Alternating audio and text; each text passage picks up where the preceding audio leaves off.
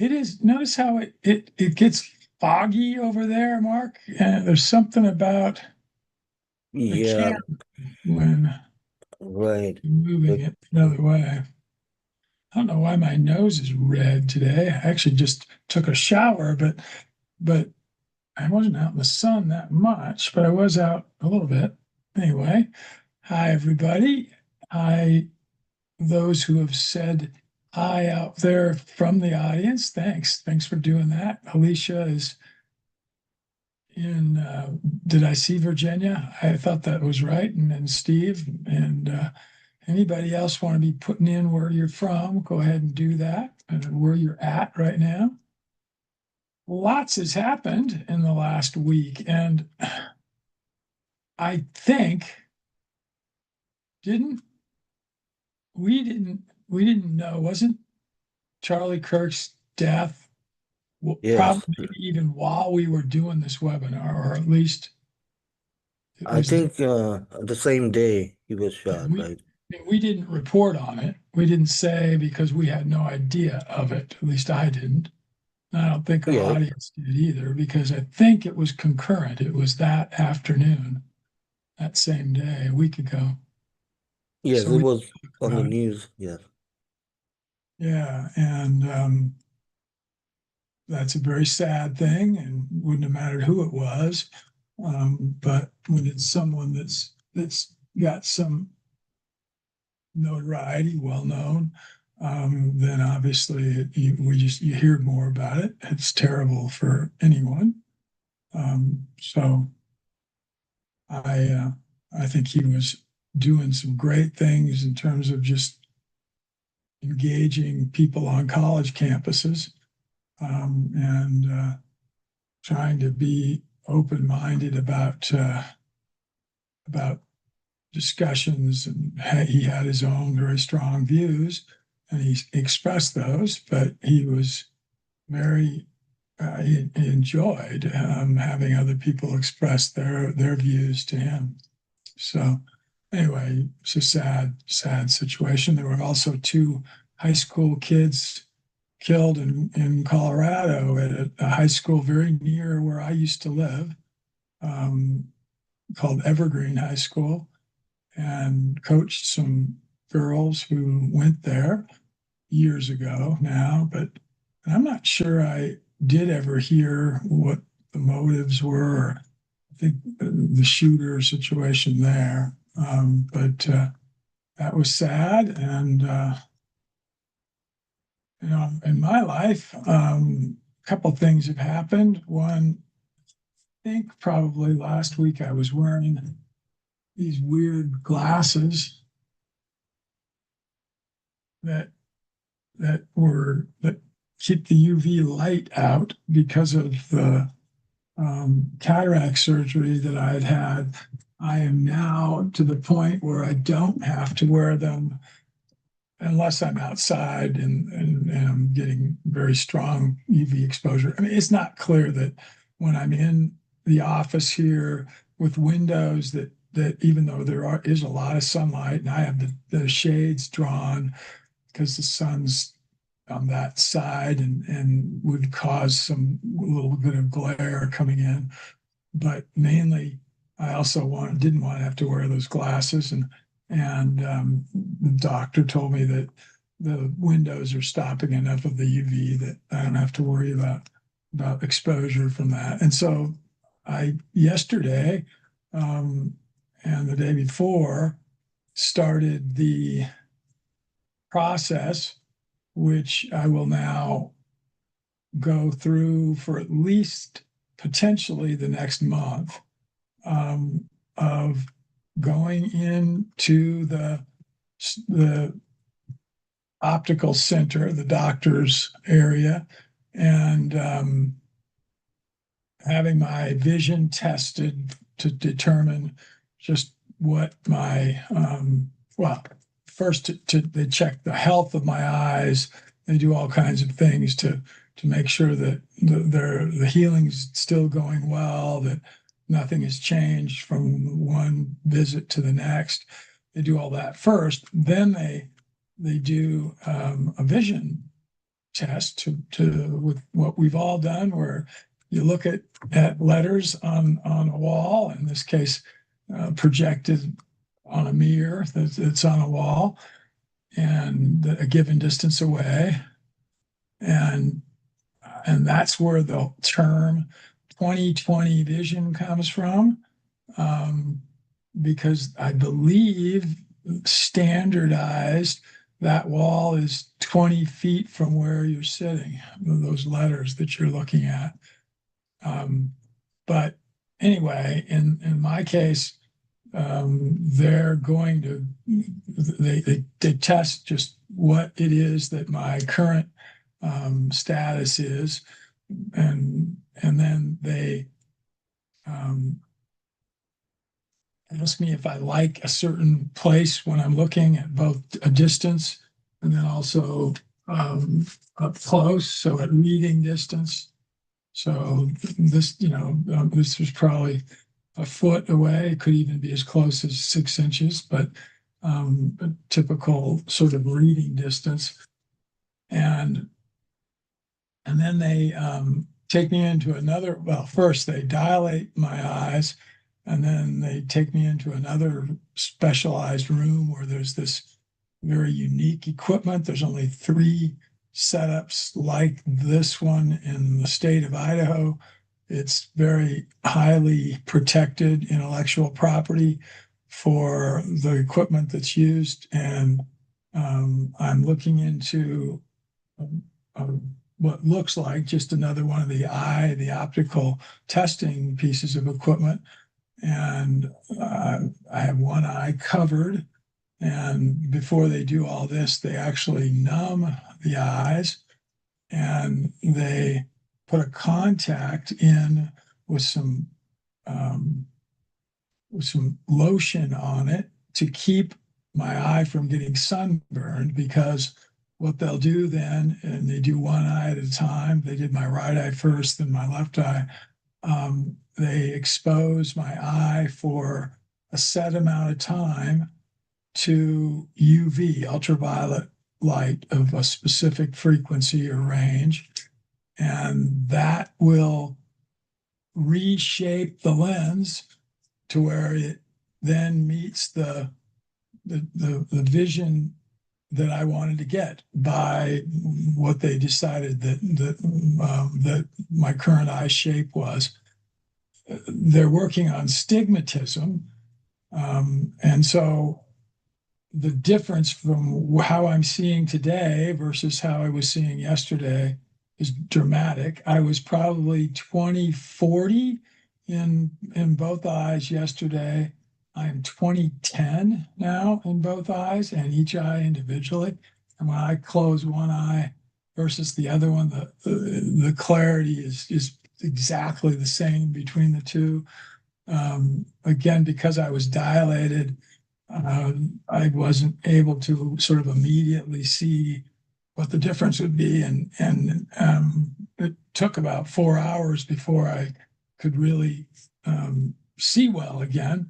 But when I did, it was just, I thought that already how much improvement there was in the vividness of colors, the brightness of everything. But it was even dramatically better after that yesterday. So I will go back in on Tuesday, and they will do another of these treatments if they decide that I want to change whatever the vision that I have is. And let's say they do it then. The next day I would come back in and they would test it again just to see what had happened. But let's say after that, or let's say even from this week to next week, I don't want it to be changed. I like what I have. Then they expose me, I think, to a longer dosage. It's not a whole lot longer, but instead of, like, I had one eye yesterday was 2 minutes, 120 seconds. The other was 90 seconds. They might do as much as 3 minutes. I don't know that it's that it's that, but I think it is a little differently in the way that they do it. That locks in the changes. And at that point, they're not able to change it anymore. And that's what I'll then have for the rest of my life. It's amazing. And like I said, there's only 3 locations in my region where this kind of technology is available. It's about a 10-year-old technology. It's really only been widely used for the last 4 or 5 years. Again, the eye doctor does not have any idea of how the equipment works. They won't tell him. That's intellectual property. There's something like 16 patents on it and my ophthalmologist is a very inquisitive, very bright guy, and so he really would like to kind of know what it is and how it works. And he's got some ideas, but anyway, so that's what one thing I've been dealing with. Second, we did talk about this last week.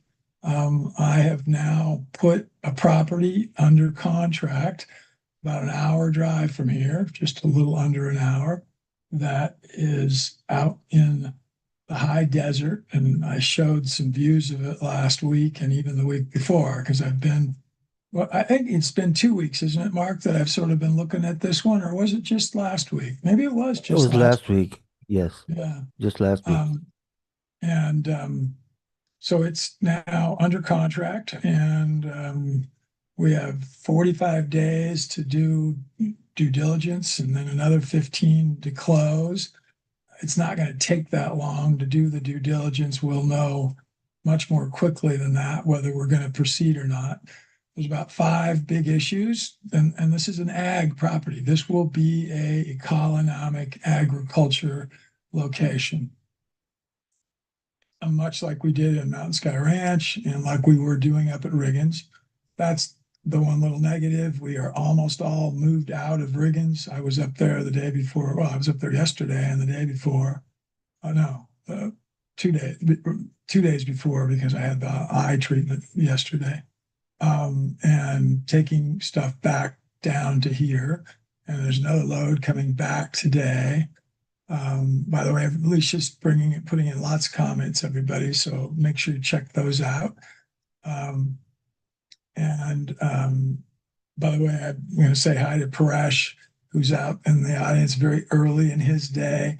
And I am now to the point where why don't we have a reschedule a time for us to talk about the project that we're both wanting to think about, which is how we can help educate farmers, specifically in his region in India, but frankly, it could have significance anywhere around the world where regenerative farmers and ranchers are not able to generate the profitability that they would like or that they should, because they really aren't trained properly. So we're going to talk about how we might make that of some benefit. And there's even a chance that Paresh could come over here to the States and spend some time with us and mentor under my mentorship and learn some things here. So anyway, just saying hi to him, hi to everybody else again that's out there. Hi to the 2 otters that are out there, the note takers. So anyway, that's under contract. Oh, the due diligence things that we'll be working on. Water, we did find some things out since that last week, is that we have 2 old wells. I don't think I knew this last week, Mark. I didn't talk about these old wells, did I, last week?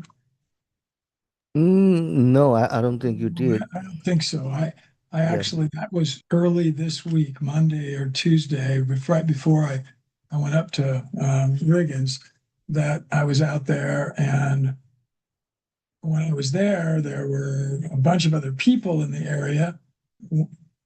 2 of them were using metal detectors to look for some things, because one of the things I learned is that a portion of this site was a historic town back years ago, almost 100 years ago. The last buildings were abandoned in 1928. So we're literally almost a century. But it had a stage stop, and it had a hotel, and it had a post office and a school. And it was mainly occupied during the gold rush days of the 1800s, when a place called Silver City is close, and it was a place where food and other things would come from the west and come up to go towards Silver City. Anyway, there are two wells that are very old style wells, huge 4-foot diameter, brick lined shafts going down to below the water level. And these are artesian wells where they're reaching groundwater. And so it's the very shallow aquifer. And as I think I've told you, there's two streams that come through the property. And so these wells are very close to that. And they didn't have electricity during that time frame, and in the pre-1928 time and in the 1800s. And so they would operate and get water, putting a bucket down in and bringing it up. The portion of the well that would have a bucket on a rope is gone, but the rest of the circumstances of the wells are all still in place. And really an interesting sort of history lesson, plus the fact that it's a huge asset for us related to water at this site, because we'll be able to use that for not drinking water, but for humans, but for livestock and for other crop and I'll broadly call it irrigation types of uses. It's interesting because the people there with the metal detectors, I guess this is a very popular location to find things, because when you have a typical ghost town, so an old town that's been abandoned, there are still buildings there, and they get a lot more attention. And the people who have been there for years with metal detectors have already found anything that's there. This site, because it doesn't have any buildings, and buildings were completely removed when the town was abandoned, there haven't been the people there with metal detectors. I also met a guy who came from Virginia, and he was a self-described rock hound. Idaho is called the Gem State. We have all kinds of amazing rock resources in the state. And at this site in particular, he comes out from Virginia every year for a couple of weeks and looks for any kind of interesting rocks, but most specifically two very valuable ones, jasper and opal. And he showed me a piece of jasper, which is just beautiful, that he had found. And so he was there.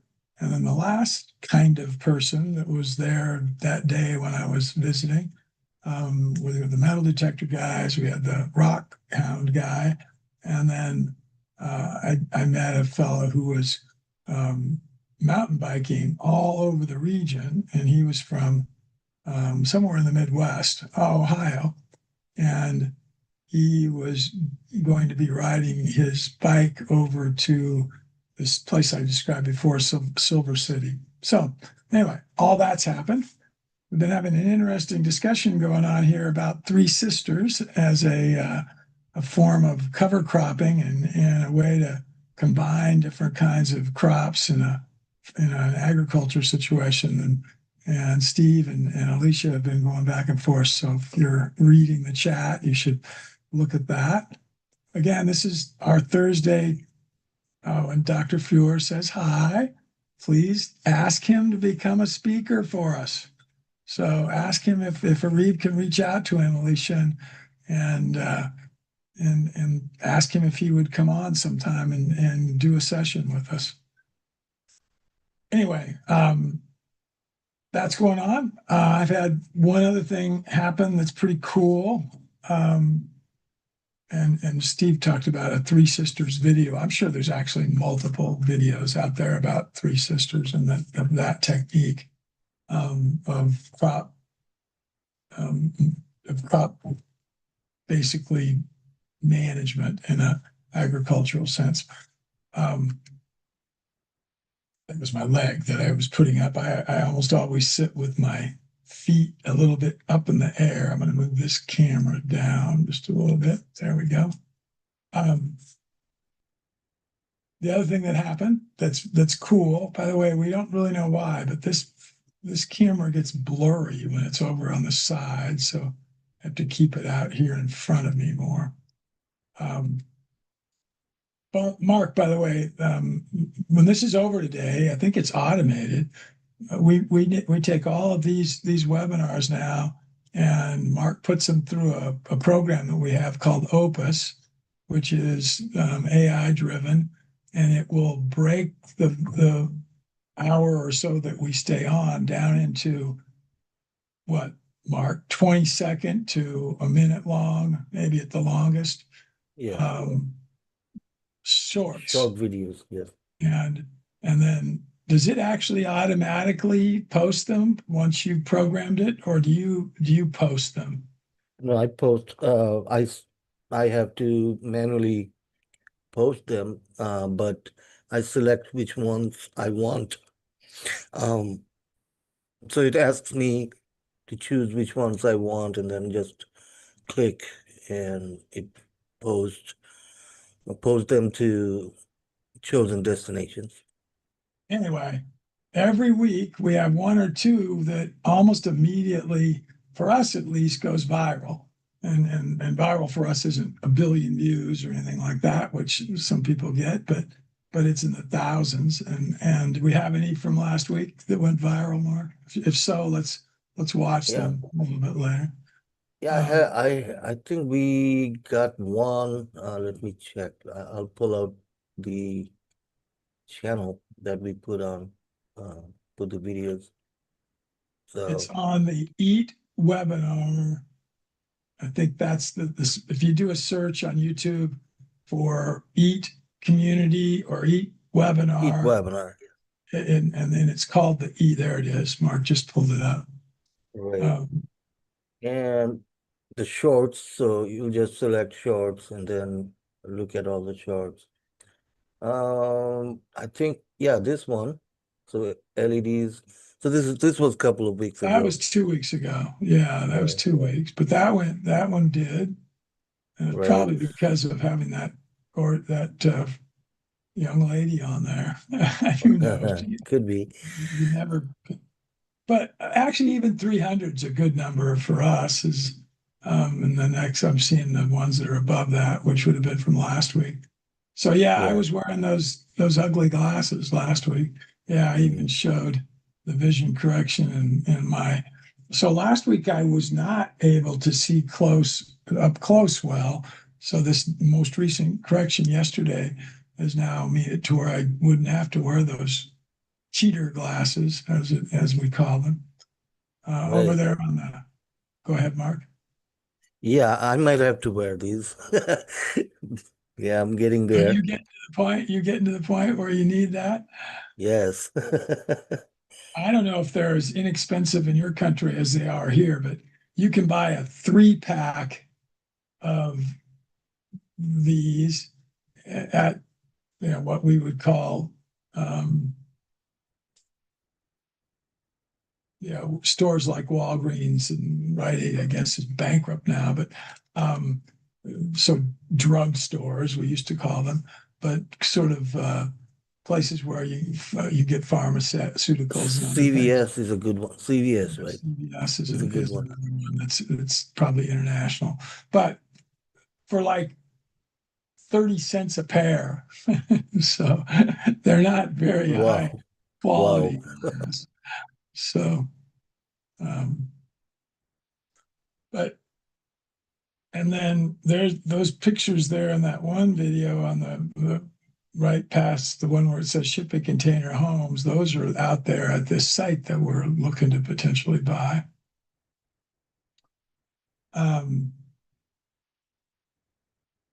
Yeah, Paresh, and being a pharmacist, you might even know whether they're inexpensive like that in your country also, and whatever the relative inexpensive price would be, which means most people who use them will have pears just littered all over their house in different places, or in their vehicles, or in different places, so that they can have them available if they need them.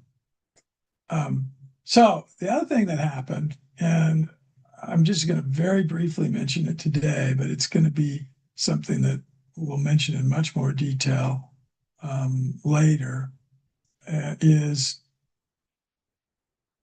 I was approached and recruited by We Eat, a group that is put together a system, an internet marketing system, to attract qualified people to what I'm going to broadly call subscription type businesses, which Eat is. Subscription meaning that you want people that will become involved, that will watch it on a regular basis, learn from it, gain information, and anyway, this tool, this algorithm that they've created, and is one that they're going to help build for us, and actually not just help, they're going to build, and then will become the first group in our market, which would be, I'll just broadly call it the green marketplace, so we call Economic, and it's going to be a really nice tool to grow our base. And the thing it does is, again, it sets up a follow-up system. People show interest at the front end, then they're walked through a process of text messages, live people that they would speak with, and then ultimately closed into whatever, might be one of our courses or something like that.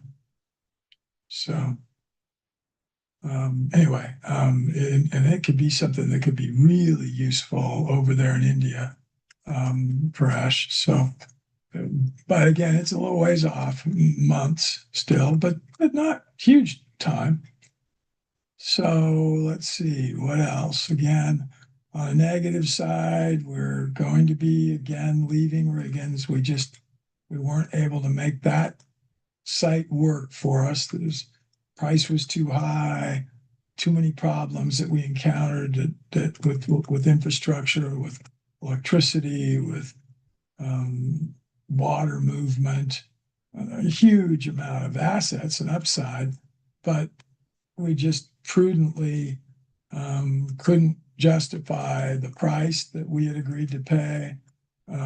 We couldn't find investors. The investment market was telling us that we were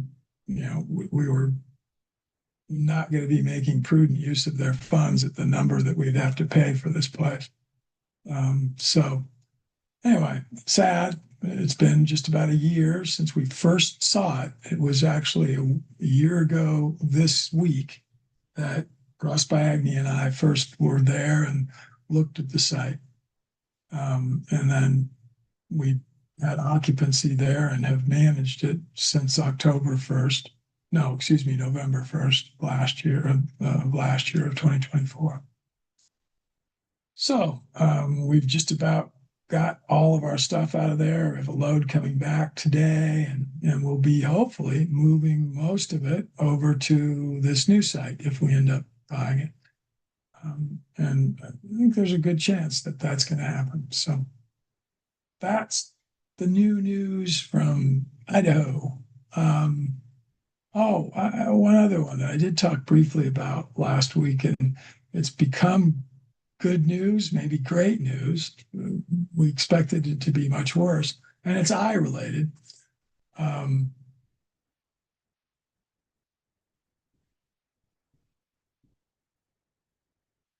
um, a dog, my dog that's in Colorado, competition retriever, who, for those that don't know, and it's been what, Mark, 3 weeks ago, probably, that I got a phone call. Well, it was Labor Day weekend. So Friday of Labor Day weekend. So it's just bare, 2.5 weeks. It'll be 3 weeks tomorrow. 3 weeks tomorrow. I got a call from my really good friend and the trainer where Red is in Colorado, saying, we took him to a vet today because he's got some runniness in his right eye, just some oozing and some white, sort of pussy looking. And the vet said, we don't know what it is.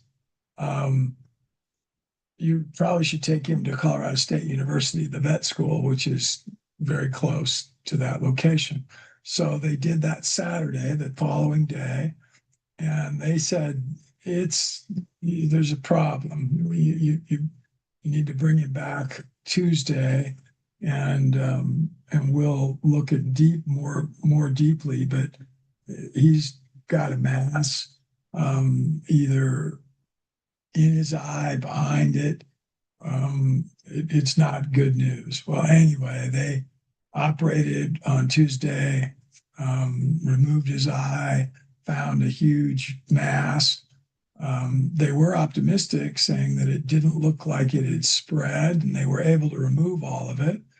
They did pathology, took samples of it, and we got two things have happened since. One is he's recovered way faster and better than they thought.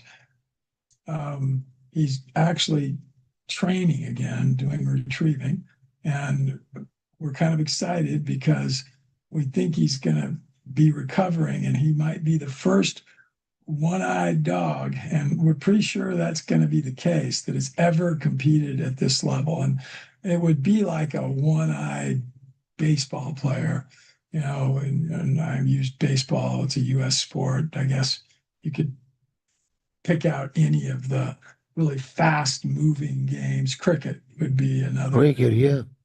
Where depth perception is really important, and just with one eye you have a huge downside. You wouldn't be able to perform well enough. Human athletes. The bottom line is that I didn't finish the story. The blood work and the pathology came back negative. It was benign, so it's not a cancerous mass. There's no reason to expect that he'll ever have problems with his other eye.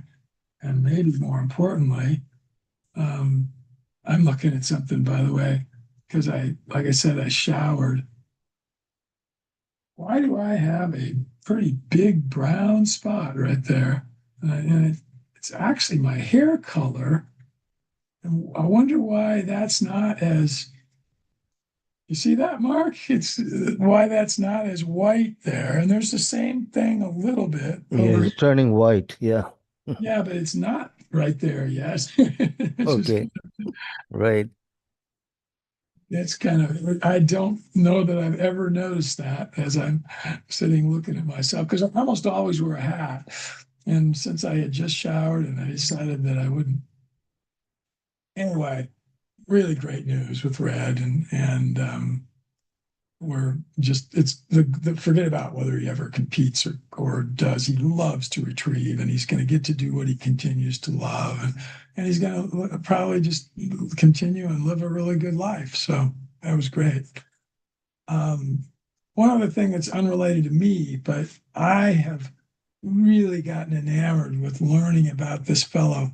Look up the guy. Just look up, just put a search mark because then you can pull it up. That just recently won the Nobel Prize in Science. And I'm just not thinking of his name. He's a Brit, and I've now heard him speak 3 times. And this guy is doing some amazing things in the sciences and the Okay, I've got some names here. So, he's is the only one. Nihon? There's been no Nobel in science prize in science in the recent past. So if you find somebody that's, I mean, this literally, he got the Nobel Prize maybe 2 weeks ago or less. Okay. If you give his name, I'll remember it. When you meant if you find info on it, be good to pull up some images, show people. Okay. So I did a search, but it says uh there are no Nobel Prize winners yet in 2025. Might be 2024. So if I put Maybe it was 20, but he was just recognized. Maybe he just was awarded it fairly recently. No, that isn't it. Those names aren't right. Um, so there was a list of people for um, 2024. yeah, I don't think any of them are the right ones. Mhm. Um, hmm. If anybody else in the audience could find the name. Anyway, I've heard him speak, like I said, 3 times, and an interview that he did with a group of 4 guys that I told you that I follow that do the most popular podcast in the world. It's called the All In podcast. Interviewed him recently, and they ended the interview. The last question. Now, none of those are him. Yeah. And it is, I don't understand why it wouldn't show it. I mean, because I know that he very do put it in Chat GPT or Grok instead of as a Google search. See what that does, Mark. Let me Um, try Grok. anyway, Uh, the last question they asked was look ahead 10 years. And what do you think is the most important thing that will have happened with using AI in the sciences? And specifically, he's a physician. He's in the human medicine area, um, and he said very simply, people are going to be able to live to be 150 years old. We will have figured out how to deal with most known types of life shortening or ending diseases, maladies, whatever negative name you want to call them, to where lifespans will be dramatically increased, doubled almost. And he didn't even hesitate, as he's been asked that question more. Um, there's, by the way, Alicia, thank you for putting that up. But there's been some amazing YouTube videos about Charlie Kirk and memorials for him. Um, but back to this guy. Did you find anything, Mark? yeah, I got a list um in Grok. So Grok gave me a list of recent winners. So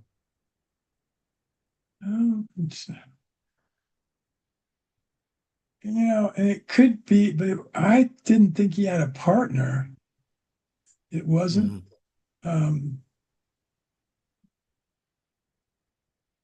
and And this year, it, it says it hasn't been, as of September 19, no Nobel Prizes for 2025 have been announced yet. The announcements follow a standard schedule each October. it's October. So maybe it Yeah. was from last year, and I just am not recognizing his name. But let's see the 24s again. It would have been physiology or medicine. So Okay. I guess it would be Victor. either Victor Ambrose. Neither one of those names rings a bell. It does Mhm. seem like he was working with microRNA. Okay. Um, See you later, Alicia. Boy, she doesn't usually leave us early. Yeah. She's got, she asked, she said, by the way, have a goon weekend. Okay. I, you know what? Mhm. Actually, what's ringing more of a bell is Demis Hassibis. Um, it could have Dermatocytosis. been chemistry also. Okay. And that actually rings a bell with AlphaFold, which I'm not sure that I know what that means, but look up his name and Okay. see where he's from. It's not Dennis, it's Demas.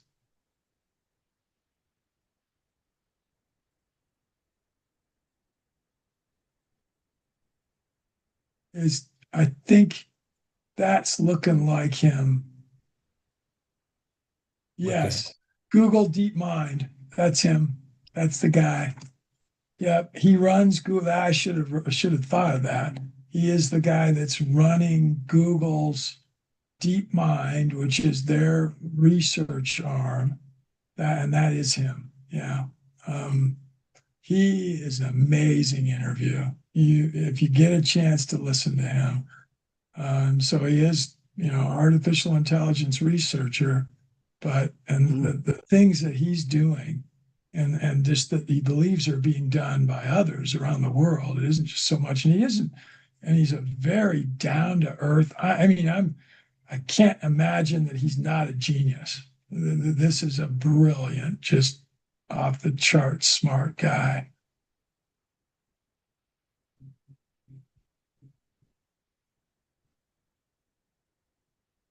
Is he, and with Precious still here, is he Indian? He might be. Yeah. It says, um, so this is the Indian Express. So the news is on this. Yeah, I thought he was British, but Okay. I'm not positive. Um, he has a very strong British accent. I mean, not Yeah, the last name suggests Hassabis, so could be Indian. yeah. Young guy. I mean, 49, I think, Mm. and he was so excited when he was. Yeah, I guess you don't learn that you've even been, considered until the very end of the process. So yeah, it's in chemistry. Um, and and what you do when you get awarded, you get they take you to the Nobel headquarters in Sweden. There's this book that only Nobel Prize winners have signed, and he said when you see your name in there with others like Einstein and you know a whole bunch of other names. He said it's really humbling, and he was clearly touched by it, so it's very cool. Um, but I think most people, by the time they would win a Nobel Prize, they were quite a bit older. So um, yeah, I Very don't good. know. I didn't remember and didn't think about the deep mind, which is what he's running. I think he said they have like 5,000 people that work for DeepMind at Google, of which 3,000 to 4,000, between 3 and 4,000 are PhDs. So they are, and the only point of that meaning that it's very high academic level, very top heavy in terms of their personnel. There's not a whole lot of bachelor's level technicians. These are very, people at high levels of whatever their topic is that they're working on. Um, the AI improvements continue to dramatically increase with time. So lots of really cool things happening. Let's go back through the chat, Mark, and see if there's anything that was in there that we might want to talk about. Lots of interaction with Steve and Alicia and others. Yes. Three So- Sisters, obviously, we did mention it at least. There were a lot of.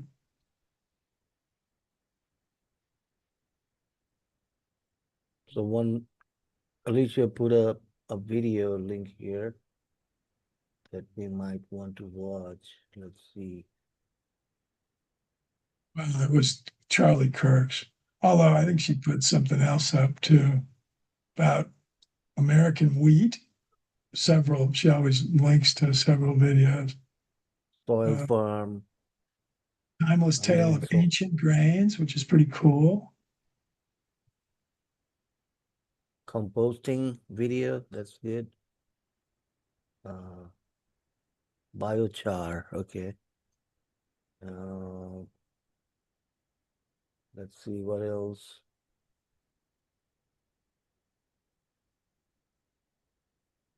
Agroecology.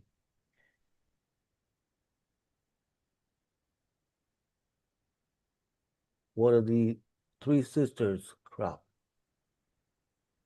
Right. So, yeah. And yeah, I think that's all for videos here. And then she's got links to some articles. And by the way, people, you can get all these with a replay. So you'll get all the links when we post our replay on the website. Oh, here's one. Again, a death that occurred, someone who is well known worldwide, Robert Redford, the actor, at age 89 died, and was very involved in green and world improving pursuits through especially later in his life. And he died in Utah at Sundance Mountain Resort, which is where he lived for a lot of his later, maybe for the last 30 years of his life.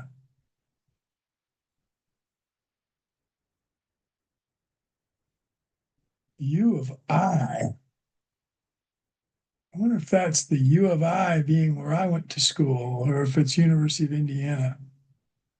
So I'm going to click on that one. Oh, and see what it is. On U of I. Oh, it's University of Idaho. Wow. It's in Beef magazine. And University of Idaho, and this is in the Palouse. I can tell in the picture. I'll share my screen here.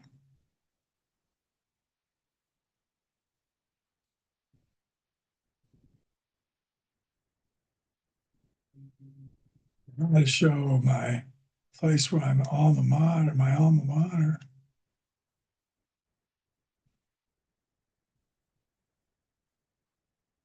You guys seeing it? Yep. This is what are called the Palouse Hills around Moscow, I believe. Although it's not, actually looks maybe a little farther south.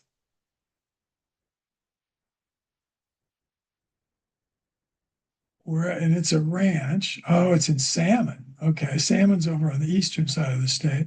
It's not the Palouse. Palouse is the area right around the University of Idaho campus in Moscow, Idaho. And it's about cover crops. This study is.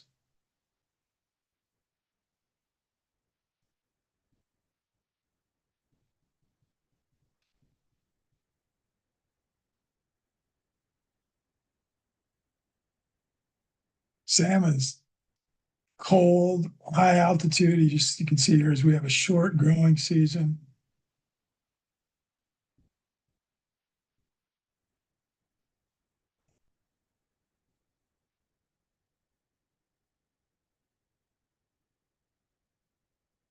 All right, U of I, U of I. Okay, in the U.S., when you say U of I, very rarely do you mean the University of Idaho. It's either going to be University of Illinois or University of Indiana, and then not University of Idaho.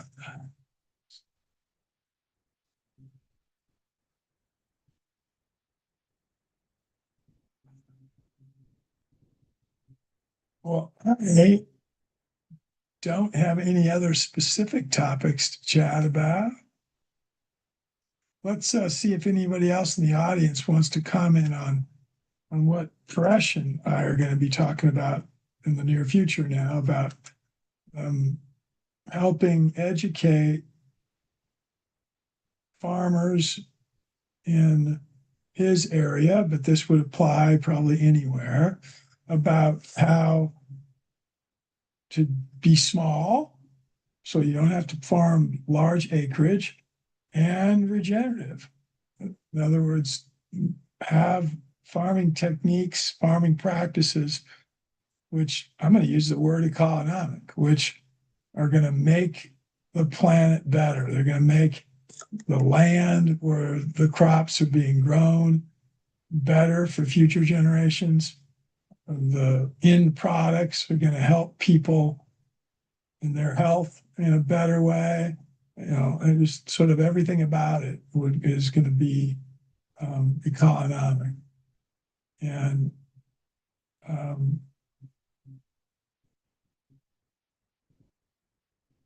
I love Paresh's passion about this and wanting to again make things so much better for farmers in his part of the world, and I think worldwide. I'm going to turn my screen off now here.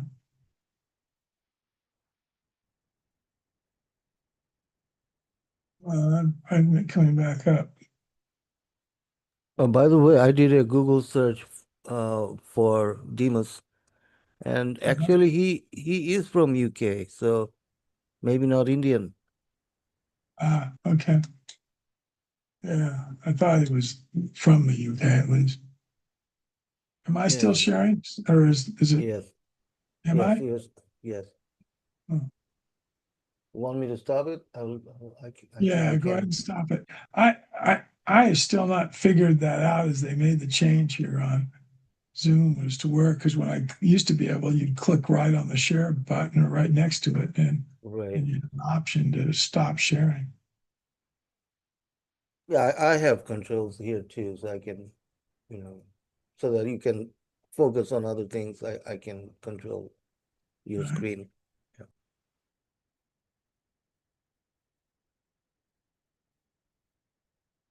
What else from the chat here? Can we?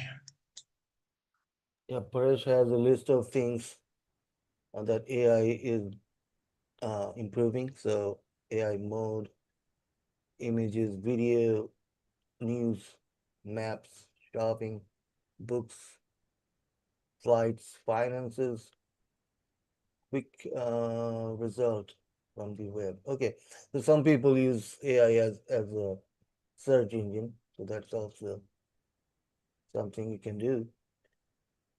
You know, Google one of our DeepMind. attendees is showing about DeepMind, and it was Mm-hmm. founded in London and then acquired by Alphabet, which is Google. Um,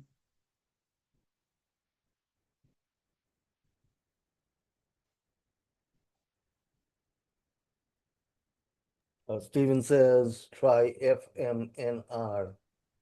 That is being used in East West Africa.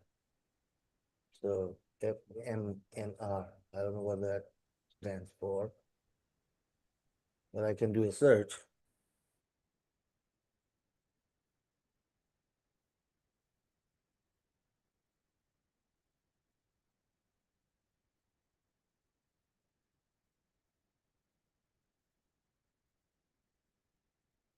Um, but one of the founders, it looks like, of DeepMind was Mustafa Suleiman. Suleiman is a commonly used name in, Arab world. So well, yeah, but in Africa, oh, okay.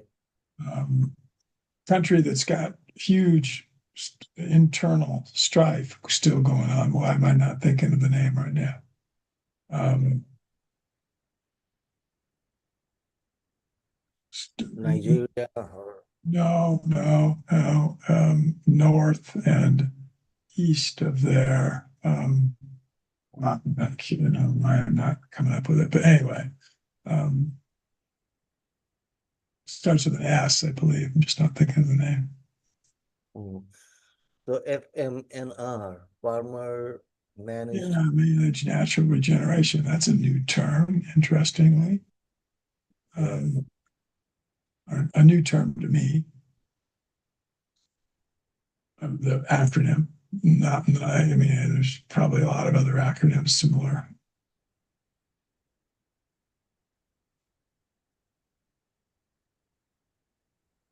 Yeah, and this could be also um, useful for Paresh in his area. Right. Yeah.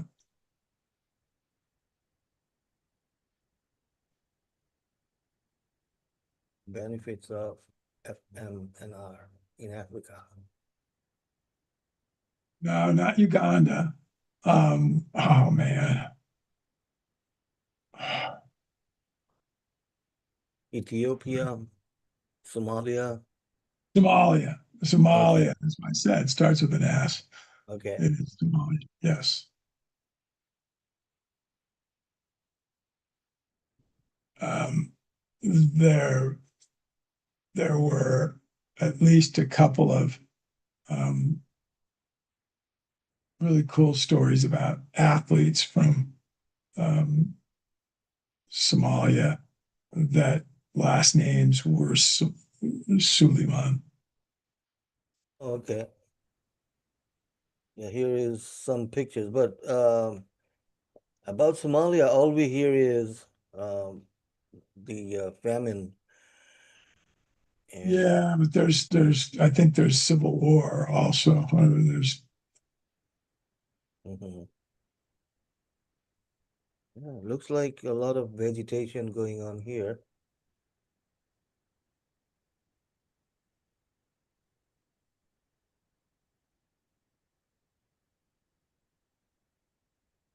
looks like they have a hub there.